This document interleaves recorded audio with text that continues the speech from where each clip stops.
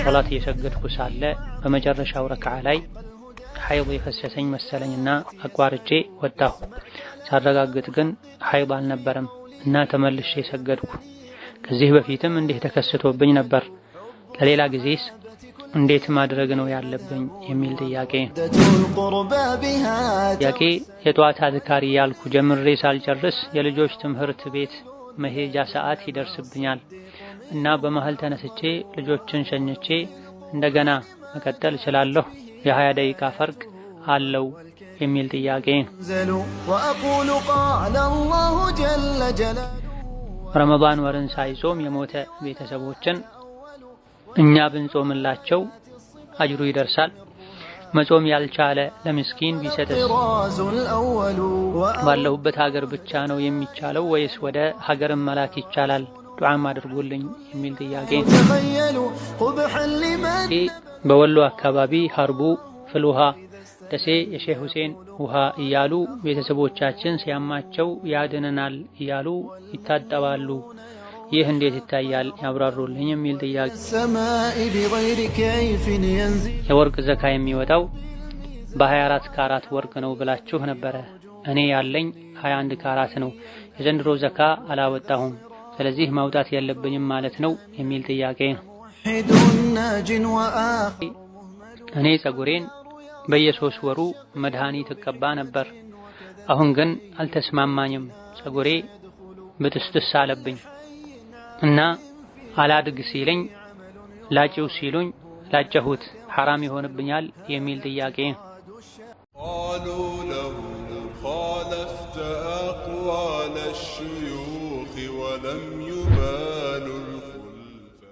አልሐምዱሊላህ ወሰላቱ ወሰላሙ ዐላ ረሱሊላህ ወዐላ አሊሂ ወሰሕቢሂ ወመን ዋላህ። አማ በዕድ፣ ዛሬ ከምናያቸው ጥያቄዎች የመጀመሪያው ሶላት እየሰገድኩ ሳለ በመጨረሻው ረክዓ ላይ ሐይድ የፈሰሰኝ መሰለኝና አቋርጬ ወጣሁ። ሳረጋግጥ ግን ሐይድ አልነበረም እና ተመልሼ ሰገድኩ። ከዚህ በፊትም እንዲህ ተከስቶብኝ ነበር። ለሌላ ጊዜስ እንዴት ማድረግ ነው ያለብኝ የሚል ጥያቄ ነው። ሶላት የሰገዱ ሳለ ውዱ የሚያፈርስ ነገር ተገጠመ፣ ይሄም ከተረጋገጠ ሶላቱ ይበላሻል። የወር ደም መፍሰሱ ውዱ እንደሚያፈርስ ሁሉም የፊቅህ ሊቃውንት ይስማማሉ። ሴት ልጅ እየሰገደች ሳለ የወር አበባ ደም በእርግጠኝነት ከወጣ ሶላቱን ማቆሙ ግዴታ ይሆንባታል። ነገር ግን የወር አበባ ደም ፈሷል አልፈሰሰም የሚል ግምትና ጥርጣሬ ካለ ለግምትና ለጥርጣሬ ብቻ ብሎ ሶላቱን ማቆሙ አይገባም። ነቢያችን ሰለላሁ ዐለይሂ ወሰለም ሶላት እየሰገደ ሳለ የሆነ ነገር ውዱ የሚያፈርስ ነገር የገጠመው ሆዱ አካባቢ ላይ ድምጽ የሰማ የሚመስለው ሰው ምን ይሻለኛል፣ እንዲህ ነገር ሶላት ውስጥ ይገጥመኛል ባላቸው ጊዜ ላ ينصرف حتى يسمع صوتا أو يجد ريحا ብላ ድምጽ እስካልሰማ ወይም ሽታ እስካልሸተተው ድረስ። ከዚህ ማለት የተፈለገው የውዱኡን መፍረስ እርግጠኛ እስካልሆነ ድረስ ከሶላቱ እንዳይወጣ ሶላቱን እንዳያቋርጥ ብላ። ስለዚህ ሴት ልጅም ሶላት የሰገደች ሳለ የወር አበባ ደሟ መውረድ የጀመረ መፍሰስ የጀመረ ከመሰላት መገመት መጠራጠሩ ብቻ ሶላቱን አያበላሸውም፣ ማቋረጡንም ግዴታ አያደርግም። ጊዜው የወር አበባ ደም ስለሆነ የህመም ስሜት ስለነበራት አብዛኛውን ጊዜ የወር አበባ ደም ሲጀምር የሚታወቅባቸው ምልክቶች አሉ፣ ስሜቶች አሉ። እነዚህ ነገሮች ተደማምረው የወር አበባ ደሜ መፍሰስ ጀምሮ ነው ማለት የሚያስችል ሁኔታ ላይ ካልተደረሰ በስተቀር ለግምት ለጥርጣሬ ተብሎ መተው የለበትም። ነው ብሎ መገመት መወሰን የሚያስችል ሁኔታ ላይ ተደርሶ ከሆነ ከሶላት የተወጣው በቂ ምክንያት ነው። አለመሆኑን ሲያረጋግጡ ተመልሶ ሶላቱን መስገድ። በዚህ መልኩ እየሰገዱ ሳለ ሐይድ መጥቶ የተቋረጠ ሶላት ኋላ ላይ ቀዷ ይወጣል አይወጣም የሚል ነጥብ ሊነሳ ይችላል። ቀዷ ማውጣቱ ግዴታ አይሆንም። ምናልባት ወቅቱ ከገባ በኋላ ፈጥና ብትሰግድ ይህ አይከሰትም ነበር። ተዘናግታ ዘግይታ ከሆነ ኋላ ላይ ቀዷ ብታወጣ የተሻለ ነው ሊባል ይችላል። ግዴታ ነው በዚህ መልኩ ያቋረጠችውን ሶላት ቀዷ ባለማውጣቷ ትጠየቃለች። ግን ማለት አይቻልም። ሐይድ ሴት ልጅ ፈልጋ የምታደርገው ነገር ሳይሆን ያለ ፍላጎቷ የሚከሰት ነገር ነው። የሶላት ወቅት ሰፊ ነው። መስገድ በሚቻልበት ወቅት የሰገደች ሳለ ሐይድ ያቋረጣትን ሶላት ቀዷ ካላወጣች ወንጀለኛ ትሆኛለች ማለት አይቻልም። ሌላኛው ጥያቄ የጧት አዝካሪ ያልኩ ጀምሬ ሳልጨርስ የልጆች ትምህርት ቤት መሄጃ ሰዓት ይደርስብኛል እና በመሃል ተነስቼ ልጆችን ሸኝቼ እንደገና መቀጠል እችላለሁ? የ20 ደቂቃ ፈርቅ አለው የሚል ጥያቄ ነው። የማለዳ ዚክር የሚጀምረው ፈጅር አዛን ካለበት ሰዓት ጀምሮ ነው። የሚያበቃው ፀሐይ ሲወጣ ነው። በዚህ ሰፊ ሰዓት ውስጥ የማለዳ ወይም የጧት ዚክር ማለት ይቻላል። የግድ ደግሞ ሁሉም አንድ ቦታ ላይ ቁጭ ተብሎ በመደዳ ሳያቋርጡ ማለት መባል አለበት አይባልም። ቢቻል መልካም። ፈጅር ሶላት እንደተጠናቀቀ ከፈርዱ ሶላት በኋላ የሚባለውን ዚክር እንዳሉ በዛው አስከትሎ የማለዳ ዚክር ቢባል ጥሩ። በዚህ መልኩ ማድረግ ያልቻለ ሰው ወይም የማይችል ሰው ፈጅር አዛን ካለበት ሰዓት ጀምሮ ኢቃም ተብሎ እስኪሰገድ ድረስ ከተሰገደ በኋላም ፀሐይ እስኪወጣ ድረስ ባለው ጊዜ ከፋፍሎ ማለት ይቻላል። ምናልባት ልጆችን መሸኝበት ሰዓት ይደርሳል ሸኝቼ እንደገና መቀጠል እችላለሁ ወይ የሚለው ፈጅር ተሰግዶ የተሰገደበት ቦታ ላይ ቁጭ ብሎ ፀሐይ እስኪወጣ ድረስ ዚክር በማለት የሚገኘውን ማዕረግ አገኛለሁ ወይ ከሆነ በመሰረቱ ይሄ መስጂድ ተኬዶ በጀማዓ በሚሰገድበት ጊዜ ነው ይህ ፈድል የሚገኘው። ቤትም ሰግዶ ይሄን የሚያደርግ ሰው የአላህ ረሕመት ሰፊ ነው፣ ጥቅል የሆነ አጅር ሊያገኝ ይችላል የተባለበት ሁኔታ አለ። ይሄን አገኛለሁ ወይ ከሆነ ኢንሻአላህ ልጆችን መንከባከብ፣ ማብላት፣ ማጠጣት፣ ወደ ትምህርት ቤታቸው መሸኘት እናት ላይ ያለ ኃላፊነት ከመሆኑ አንፃር ይሄን ግዴታ ለመወጣት መነሳቱ ለዚክር ቁጭ ማለቱን ዒባዳ አያቋርጥም። ያም ዒባዳ ነው፣ ይሄም ዒባዳ ነው። እንደዚሁ ደግሞ ልጆችን የመሸኘት ስራ እየሰሩም ቢሆን የቀሩ ዚክሮችን መጨረስ ይቻላል። በተቀሉ ዚክሩን አንድ ቦታ ላይ ቁጭ ብሎ መጨረሱም ግዴታ አይደለም። የጠዋት ዚክር ጊዜው ሰፊ ነው። ከሶላት በኋላ ወዲያው ልጆች የሚሄዱበት ሰዓት የሚደርስ ከሆነ አዛን ካለበት ሰዓት ጀምሮ ማለትም ይቻላል። ልጆችን የመሸኘት ስራ እየሰሩ የተቀሩትን መጨረስም ይቻላል። ልጆችን ከሸኙ በኋላ ተመልሶ ማለቱም ይቻላል። ወልአምሩ ዋሲዕ። ሌላኛው ጥያቄ ረመዳን ወርን ሳይጾም የሞተ ቤተሰቦችን እኛ ብንጾምላቸው አጅሩ ይደርሳል? መጾም ያልቻለ ለምስኪን ቢሰጥስ ባለሁበት ሀገር ብቻ ነው የሚቻለው ወይስ ወደ ሀገርም መላክ ይቻላል? ዱዓም አድርጉልኝ የሚል ጥያቄ ነው።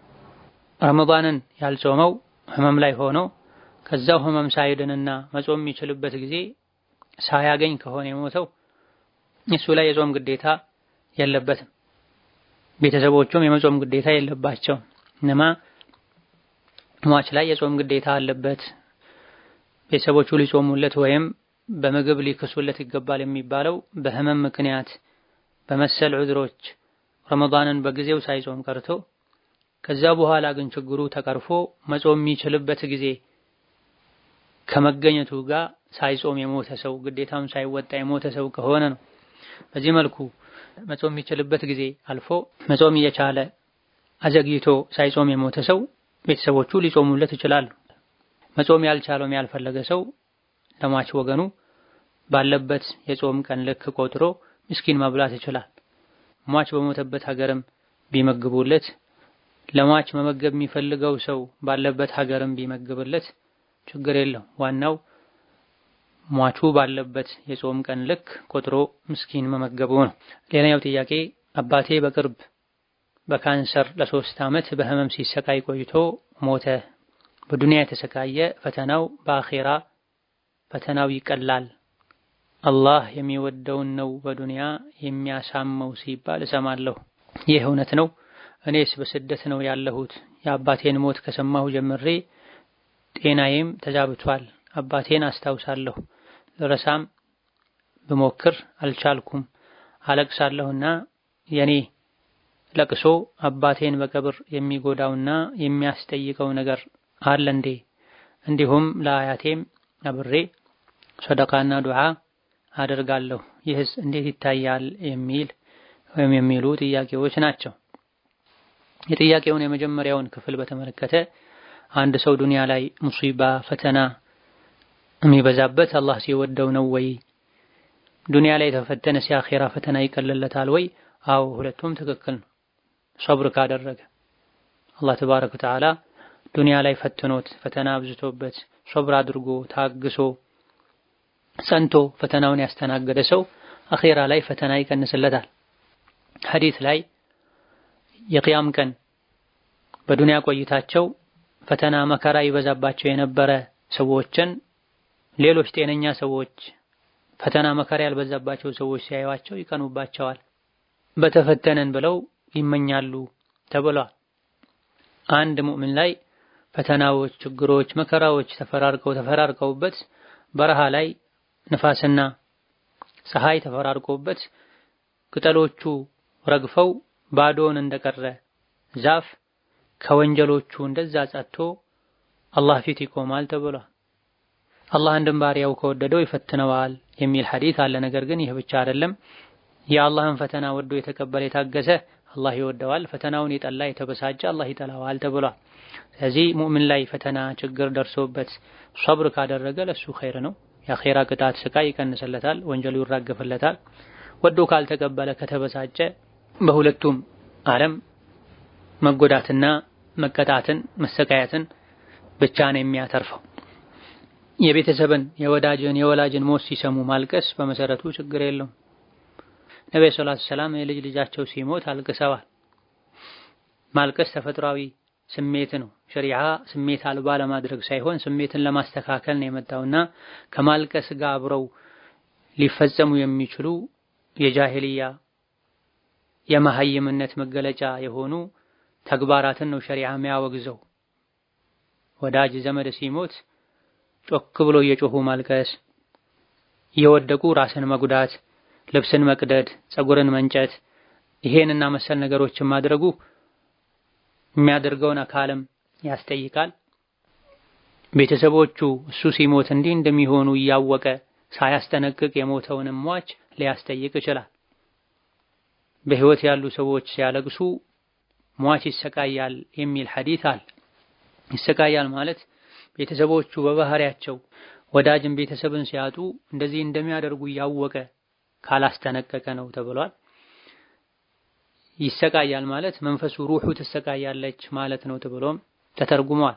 የሆነ ሆኖ ሲያስታውሱት ማልቀስና ማዘኑ ብቻ አያስቀጣም። ሐዘኑ ላይ ለረጅም ጊዜ መቆየቱም በተወሰነ መልኩ የአላህን ውሳኔ በበጎ አለመቀበል ውስጥ ሊገባ ይችላል። ነገር ግን ወላጅን፣ ወዳጅን፣ ልጅን አቶ ማዘን ተፈጥሯዊ ነገር ነው። በተቻለ ያክል ከሐዘኑ ለመውጣት መሞከር። ጤናን እስኪጎዳ ድረስ ሐዘኑ እንዲበረታ ረጅም ጊዜ እንዲቆይ መፍቀዱ አግባብ አይደለም። ሞት የተጀመረው ከእናንተ ቤት አይደለም። የሁሉንም ቤት ሞት አንኳኩቷል። አባቱን ወይም እናቱን ወይም አጎቱን ወይም እህትና ወንድሙን አልያ ደግሞ አያቶቹን ያላጣ ማንም የለም። የሙእሚን ሞት ሀገር መቀየር ብቻ ነው የሚባለው። ተውሂድን፣ ሱናን፣ ኢማንን፣ ኢሕሳንን ይዞ ወደ አላህ የሄደ ሰው መሞት ለሱ ኸይር ነው። ስለዚህ ሟች ኸይረኛ ሰው ከነበረ ነገ በአላህ ፈቃድ ከሱ ጋር ጀነት ላይ እንገናኛለን። ጀነት ምንገባበትን ኢማን አላህ ይስጠን ማለት ነው። ወንጀለኛ ሆኖ ከሄደም አላህ መሃሪ ነው። ለሱ ምህረትን መጠየቅ፣ ሰደቃ ማብዛት ነው የሚመከረው። ለአባትም ይሁን ለአያት ለሌሎችም ሰዎች አንድ ላይ ነይቶ ሰደቃ መስጠት ይቻላል። ሌላኛው ጥያቄ በወሎ አካባቢ ሀርቡ፣ ፍልውሃ፣ ደሴ የሼህ ሁሴን ውሃ እያሉ ቤተሰቦቻችን ሲያማቸው ያድነናል እያሉ ይታጠባሉ። ይህ እንዴት ይታያል ያብራሩልኝ የሚል ጥያቄ። በትክክልም ፍልውሃ የተፈጥሮ ፍልውሃ ሆኖ ሲታጠቡበት የሚያድን ስለሆነ ከሆነ ሄደው የሚታጠቡት ችግር የለው። የተፈጥሮ ፍልውሃ መሆኑ ከተረጋገጠ ለየት ያለ ውሃ በመሆኑ ፍልውሃ በመሆኑ ነው ብለው አምነው ከሆነ ይሄ የሚያደርጉት ፍልውሃ ሐማም የሞቀ ውሃ ነርቮችን በማነቃቃት በሙቀቱ የደም ዝውውርን በማስተካከል ወዘተ ህመምን ይፈውሳል መባሉ የሚታወቅ ነገር ነውና ችግር አይኖረውም። ነገር ግን የሼሆች ውሃ ተብሎ ከቦታ ጋር ከግለሰብ ጋር ተያይዞ ልክ ዘምዘም እንደሚፈውሰው ይፈውሳል። የሚፈውሰው በሼሆች ከራማ ከሼሆች መንደር የፈለቀ ስለሆነ በሚል ከሆነ ይሄ የሽርክ መንገድ አላህ ሰበብ ያላደረገውን ነገር ሰበብ መሆኑ በቁርአንና በሐዲስ ያ ደግሞ ሰዎች ዘንድ በውል በሳይንስ ያልታወቀን ነገር ሰበብ ማድረግ የሽርክ መንገድ ራሱ የመፈወስ አቅም አለው የሼሆች ውሃ በመሆኑ ከሼሆች መንደር የፈለቀ በመሆኑ የሚባል ከሆነ ይሄ ትልቁ ሽርክም ከዲን የሚያወጣም ነው የሚሆን። የሚፈውሰው አላህ ነው፣ ይሄ ግን ሰበብ ይሆነኛል ብለው ከሆነ ደግሞ ሰበብነቱ በቁርአን በሐዲስ ወይም ደግሞ በተጨባጭ ዕውቀት ያልተረጋገጠን ነገር ሰበብ ማድረጉ ትንሽ ሽርክ ነው፣ ወደ ትልቁ ሽርክ ሊያሸጋግር የሚችል ነው። ስለዚህ እንደተኛውም ፍል ውሃ ታስቦ ከሆነ ችግር የለውም። ምናልባት ይሄ ሼህ ሁሴን ውሃ የሚለው ይሄ ታስቦ እንዳልሆነ አመላካች ነው። ፈውስ ያለው በአላህ እጅ ነው። አላህና መልእክተኛው ፈውስነቱን ያልመሰከሩለት ነገር ፈውስ ሊሆን አይችልም ብሎ መምከር። ከውሃው ጋር ከቦታው ጋር እኛ ምንም የሚያገናኘን ነገር የለም፣ እሱ ላይም ልዩ እምነት የለንም። በትክክልም ፍል ውሃ ስለሆነ ብቻ ነው። ሌሎች አካባቢዎች ላይ ያሉ ፍል ውሃዎች ብርድ በሽታ መሰል ውጫዊ ስጋዊ ህመሞችን ማዳናቸው በተለምዶ የሚታወቅ ነገር ስለሆነ እንደተኛውም ፍል ውሃ ነው የምንጠቀመው ካሉ ችግር አይኖረውም። ከቦታው ጋር ከግለሰቦች ጋር አያይዘው ከሆነ ወደዛ የሚሄዱት ይፈውሳል የሚሉት ይሄ ሽርክ መንገድ ነው፣ መቆም አለበት። የሚያድነው አላህ ነው። ጥያቄው ላይ ሲያማቸው ያድነናል ያሉ ይታደባሉ። የሚያድነው አላህ ምን ወስደው ምን ጠጣው መድኃኒት የምንታጠብበት ነገር ራሱ ያድናል ማለት ይሄ ትልቅ ስህተት ነው። ማንኛውም ባህላዊም ይሁን ዘመናዊም ይሁን መድኃኒት ራሱ የመፈወስ የማዳን አቅም የለውም። የሚያድነው አላህ ነው። ሰበብ ነው፣ እንደ ሰበብ እጠቀመዋለሁ ማለት ይቻላል። ሰበብ ተብሎ የሚደረገው ነገርም ሰበብነቱ በቁርአን በሐዲስ የተረጋገጠ መሆን አለበት፣ ወይም ባለንበት ጊዜ በሳይንስ የተረጋገጠ መሆን አለበት። ሰዎች ዘንድ በውል የሚታወቅ ተጨባጭ ውጤቱ የሚታይ መሆን አለበት። ይህ ካለመረጋገጡ ጋር ያለ ማስረጃ ሰዎች በያዙት እምነት ምናልባትም ወደ ሽርክ በሚወስድ ተግባር እድናለሁ ማለት አግባብ አይደለም። አንዳንዴ ሊድኑ ይችላሉ ለፈተና። ዋናው የሰዎች መዳን ሳይሆን በሸሪዓ የተፈቀደ መሆኑ ከዲን ጋር የማይጋጭ መሆኑ መረጋገጡን። ሌላኛው ጥያቄ የወርቅ ዘካ የሚወጣው በ24 ካራት ወርቅ ነው ብላችሁ ነበረ። እኔ ያለኝ 21 ካራት ነው። የዘንድሮ ዘካ አላወጣሁም፣ ስለዚህ ማውጣት የለብኝም ማለት ነው የሚል ጥያቄ ነው። 21 ካራት ጥርት ያለ ወርቅ አይደለም።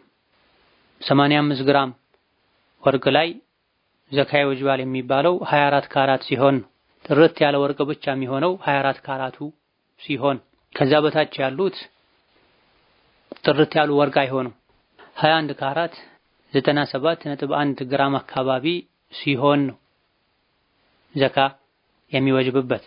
ከዛ በታች ከሆነ ከ85 በላይ ስለሆነ ብቻ ዘካ አይወጅብበትም። 85 እና ከዛ በላይ ነው ዘካ ይወጅበታል የሚባለው ሙሉ በሙሉ ጥርት ያለ ወርቅ ብቻ ሲሆን፣ ይሄ የሚሆነው በ24 ካራት ብቻ ነው።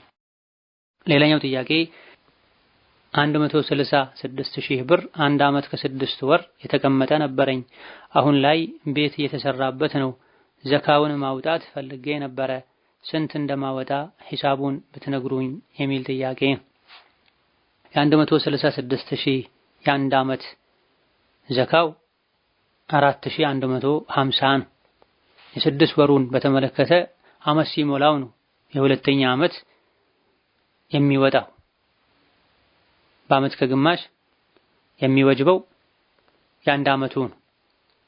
አሁን ላይ ቤት እየተሰራበት ነው ተብሏልና ጥያቄው ላይ ዘካ ማውጣት የሚወጅበው የአንድ ዓመቱን ብቻ ነው የሚሆነው። የተቀመጠው ለምንም ይሁን ለምን ዓመት ከሞላው ዘካ ማውጣት አለበት። ቤቱ መሰራት የተጀመረው ከዚህ ገንዘብ ከዓመት በኋላ ከሆነ የአንድ ዓመቱን 4150 ማውጣት ግዴታ ይሆናል። ቤቱ ተሰርቶ አልቆ የተረፈ ገንዘብ ካለና እንደገና 6 ወር ካስቆጠረ ከቀረው ላይ የአንድ ዓመት እንደገና ዘካ ይወጣበታል። በቤቱ ካለቀ ላለፈው ዓመት ከሚወጣው 1450 ውጪ ሌላ ግዴታ የሚሆን ነገር አይኖርም። ሌላኛው ጥያቄ እኔ ፀጉሬን በየ3 ወሩ መድኃኒት እቀባ ነበር። አሁን ግን አልተስማማኝም፣ ፀጉሬ ብጥስጥስ አለብኝ እና አላድግ ሲለኝ ላጭው ሲሉኝ ላጨሁት ሐራም ይሆንብኛል የሚል ጥያቄ ነው። ይሄ መጀመሪያ መጠየቅ የነበረበት ጥያቄ ነው። ካደረጉ በኋላ አይደለም አንድ ነገር ሐራም ይሆንብኛል ተብሎ የሚጠየቀው፣ ከመደረጉ በፊት ነው። ላጭው ስላሉኝ ላጨሁት ማን ናቸው ያሉት? ሙስሊም የሆነ ሰው ስላሉ ብቻ ስለተባለ ብቻ አያደርግም። ሙስሊም ማንኛውም ነገር ከማድረጉ በፊት ሐላል ነው ሐራም፣ ይቻላል አይቻልም፣ ይወደዳል ይጠላል ብሎ ማጣራት አለበት። በመሰረቱ ለሴት ልጅ ፀጉርን መላጭ ሐራም ነው፣ የተከለከለ ነው። ከወንድ ጋር ያመሳስላል።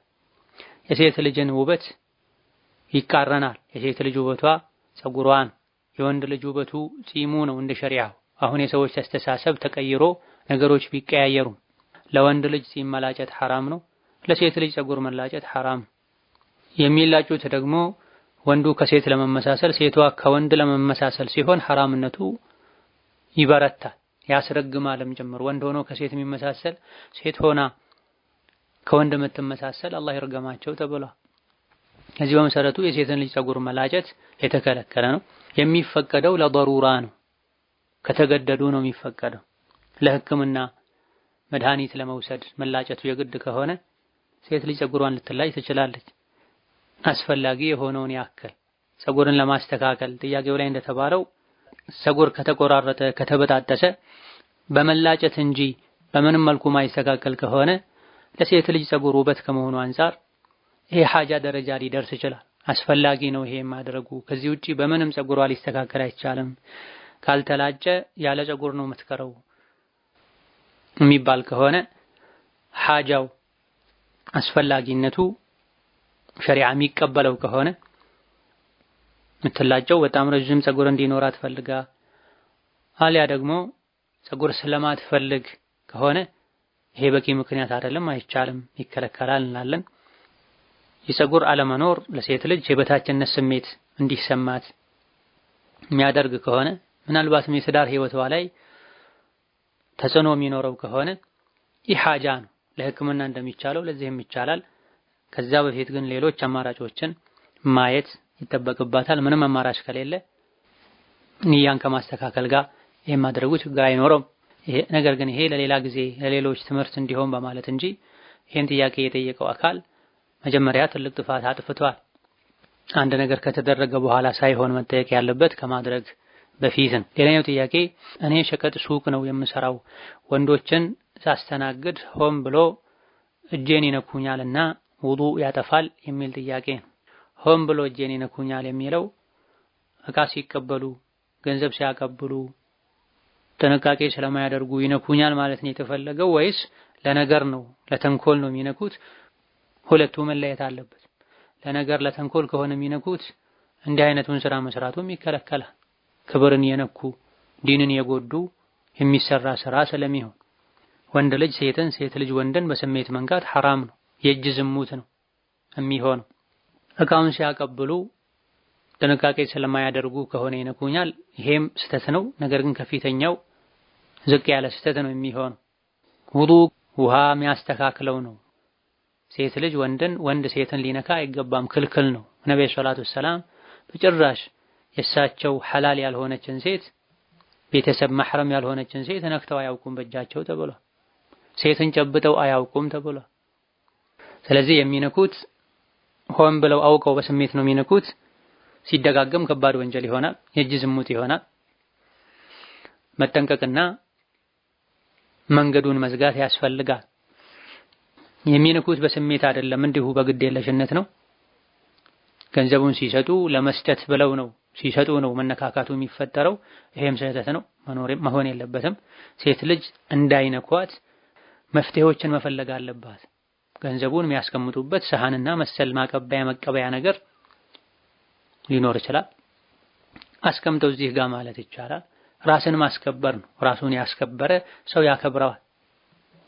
ትልቅ ጭንቀቱ ስራ ብቻ ሆኖ ዲኑ እየተነካ እየተጎዳ ዱንያውን ብቻ የሚያስከብር ለዲኑ ለአኼራው ክብር የሌለው ዲኑን የናቀ ክብሩ ይናቃ። ስለዚህ ወንጀል ነው። ወንድ ሴትን ሊነካ፣ ሴት በወንድ ልትነካ አይገባም፣ ወንጀል ነው። ወንጀል ነው ከተባለ ከወንጀል መሸሽ ከወሰነ አንድ ሰው አኺራው ካሳሰበው 100 አማራጭ መንገዶች ይኖራሉ። የመጨረሻው ስራ መቀየር ሁሉ ሊሆን ይችላል። እዛ ደረጃም መድረስ አያስፈልግም። ሒጃብን፣ ሐያን፣ አደብን ጠብቆ እጅን ሸፍኖ ወንድ ሳይነኩ ሳይነካኩ መስራት ይቻላል። እዚህ ጋር የሚያነጋግረው ዝቅተኛው ጉዳይ ጥያቄው ላይ ያለው ውዱእ በዚህ ይጠፋል ወይ ነው። ሴት ወንድን፣ ወንድ ሴትን መንካት ውዱእ ያፈርሳል አያፈርስም?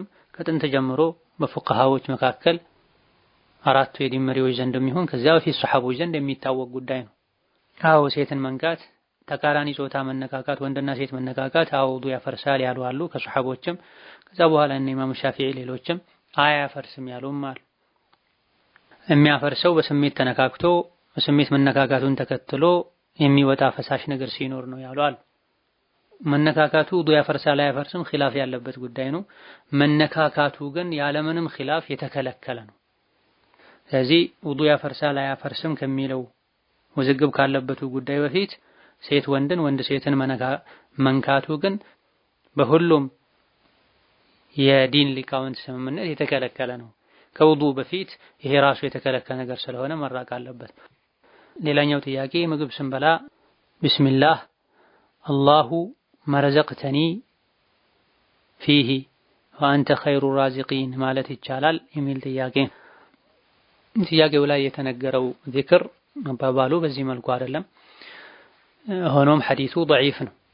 ምግብ ሲበላ اللهم بارك لي فيما رزقتني وأنت خير الرازقين በሉ የሚል አንዳንድ የዝክር ክታቦች ላይ የተጠቀሰ ዱዓ ነው።